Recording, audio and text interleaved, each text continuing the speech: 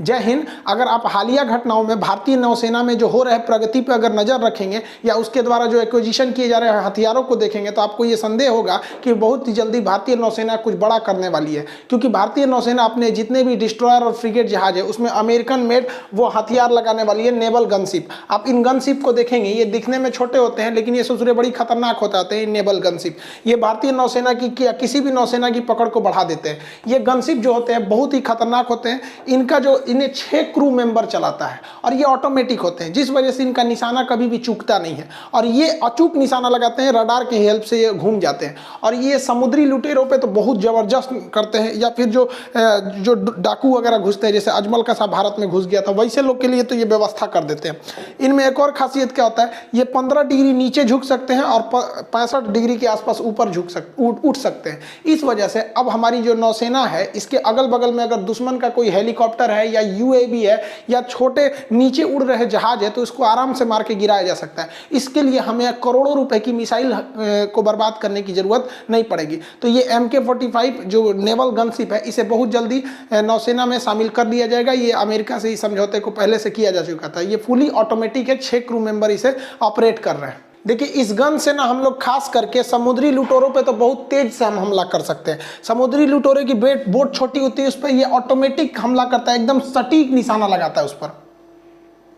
ये गन ना बहुत तेजी से मूव कर जाता है, कहीं भी आराम से तुरंत मूव कर जाएगा ऑटोमेटिक। देखिए इस गन में लगा हुआ यहाँ का रडार इसे बताता है, अगर कोई जहाज आएगी तो ये अपने से घूम जाएगा। देखिए जहाज आ रही थी तो ये अपने से घूम गया और रडार इसको बता देता है। देखिए इस ऑटोमेटिक गन का एक बहुत बड़ा फायदा क्या होता है कि हमारे जो नौसेना है उसमें INS जलाश्व है, वो एक एम्फीबियन जहाज है। एम्फीबियन उसे कहते हैं जब दूसरे एरिया में भी वो जाके सैनिकों को उतार सकता है। जैसे ये एक एम्फीबियन जहाज जो होता है ये किसी भी देश के तट पर लगा दिया जाता है और ये टैंक वगैरह को क्या करता है, उतार देता है। जैसे हम ही को किसी दूसरे देश में हमला करना है, चाइना में जाकर हमला करना है, तो नौसेना जाएंगे वहाँ पे तो समुद्र में नहीं रहेंगे, अपनी सेना को उतारेंगे।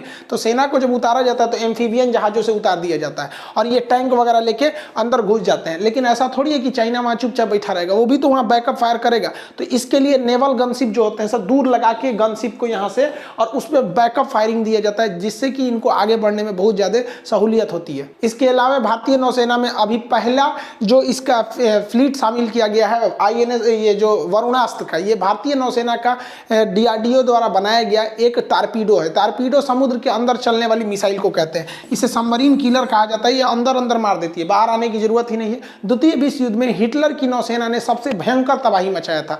जो किसके बदौलत मचाया था ये तबाही, तो उसने अपने इन्हीं टारपीडो के मदद से बनाया था, क्योंकि ये सबमरीन के अंदर लगती है। विदाउट टारपीडो सबमरीन कुछ भी नहीं है। सबमरीन का मुख्य हथियार यही होता है, टारपीडो। इन टारपीडो को हम जहाजों से भी लॉन्च कर सकते हैं और पनडुब्बियों से भी लॉन्च कर सकते हैं। तो ये जो वरुणास्त्र हमारा जो टारपीडो है इसकी कुछ अच्छाई भी है तो कुछ खराबी भी। भैया ये 1500 kg का है, इसकी स्पीड 74 किलोमीटर प्रति घंटा है, यानी बहुत ज़्यादा तो स्पीड नहीं है।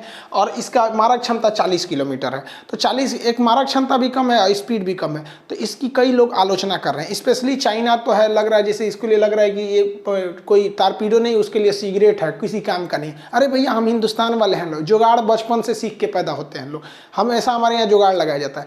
क्यों? क्योंकि देखिए जापान की जो टारपीडो है वो 150 किलोमीटर प्रति घंटा की रफ्तार से चलती है और रूस की जो टारपीडो है वो बुलेट ट्रेन की रफ्तार से 350 किलोमीटर प्रति घंटा की रफ्तार से चलती है। तो उस हिसाब से भारत की तो ये टारपीडो किसी काम की नहीं, कि दुश्मन की पनडुब्बी को मारेंगे आराम से निकल जाएगी।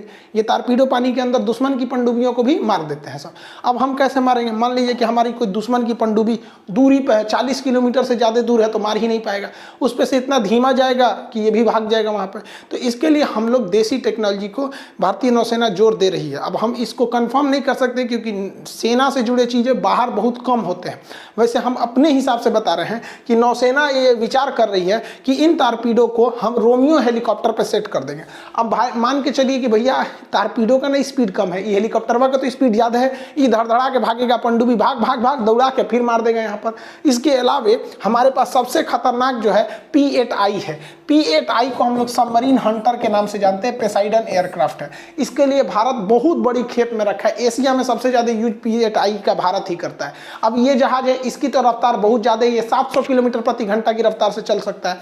तो ये 700 किलोमीटर प्रति घंटा की रफ्तार से चल रहा है और इसी में हम लोग लगा देंगे लोग अपनी टारपीडो को, और ये पूरे हवा में रहते हुए भी दुश्मन की पनडुब्बियों को देख सकता है। तो हमारी पनडुब्बी का स्पीड भले 74 किलोमीटर है, लेकिन इसके पीछे जो ये जहाज उड़ रहा है ये तो 700 किलोमीटर है, 774 किलोमीटर प्रति घंटा की रफ्तार से उड़ रहा है, तो आराम से हम लोग मार सकते हैं। तो चाइना अपने हिसाब से सोच रहा है, वो अपने लोगों को समझाता है कि शी जिनपिंग बहुत अच्छे राष्ट्रपति हैं, हम लोग भी पूरा व्यवस्था बन के रखे हैं। लोग 62 नहीं है ये। भारतीय वैज्ञानिक DRDO का जो प्रस्ताव है वो लोग एक सुपर टारपीडो बनाने जा रहे हैं। ये दुनिया का सबसे खतरनाक और पहला टारपीडो होगा, सुपर टारपीडो। इन लोग का कहना है कि हम लोग पनडुब्बियों को सैटेलाइट से देख लेंगे और मान के चलिए वो 300 किलोमीटर है, 400 किलोमीटर है, कुछ मिनटों में मार देंगे। पूरी दुनिया तहलका मच गई कि भैया ये कौन सा टारपीडो बना लिया सर। तो हमारे वैज्ञानिकों ने जुगाड़ लगाया, उन्होंने क्या किया, डबल स्टेज की मिसाइल बनाई, क्रूज मिसाइल जो नीचे नीचे उठती है। इसका शुरुआती जो हिस्सा बना दिया गया, इस शुरुआती हिस्से को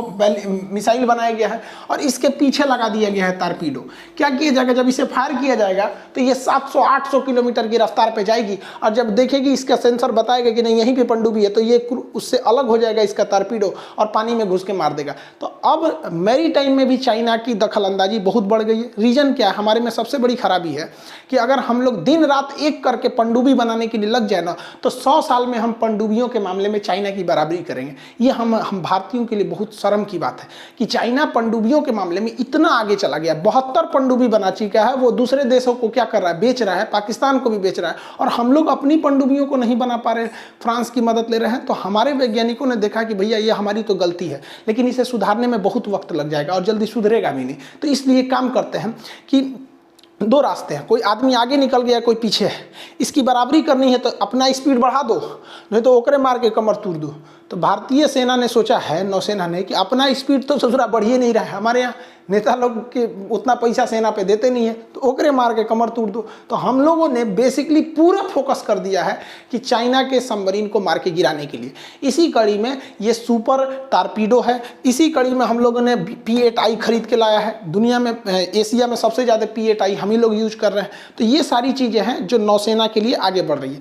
नौसेना बहुत जल्दी 2024 तक वो अपना कुछ खास प्लान को लेकर चल रही है, जिसके तहत वो ब्लू ओशियन नेवी बनने जा रही है।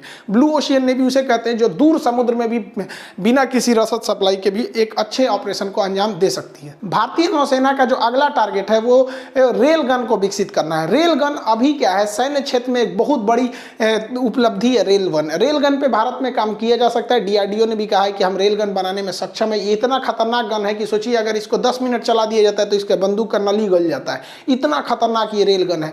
तो ये रेल गन पे भी काम चल रहा है। एक्चुअली रेल गन का जो टॉपिक है वो बहुत बड़ा टॉपिक है, तो इसके लिए एक अलग वीडियो में हम बताएंगे रेल गन क्या होता है। और अभी जो क्रूज मिसाइल जो बनाया गया है ब्रह्मोस को, उसकी रफ्तार रेंज को 800 से 1500 किलोमीटर कर दिया गया। तो इसमें आपको एक अलग वीडियो में बताएंगे कि क्रूज मिसाइल और बैलिस्टिक मिसाइल में क्या अंतर होता है, टैक्टिकल मिसाइल और स्ट्रेटेजिक मिसाइल में क्या अंतर होता है, सुपरसोनिक सबसोनिक मिसाइल में क्या अंतर होता है, बियॉन्ड विजुअल रेंज में क्या अंतर होता है, डिकॉय क्या होते हैं, सब ये सब मिसाइलों का एक अलग ही एक क्लास होगा।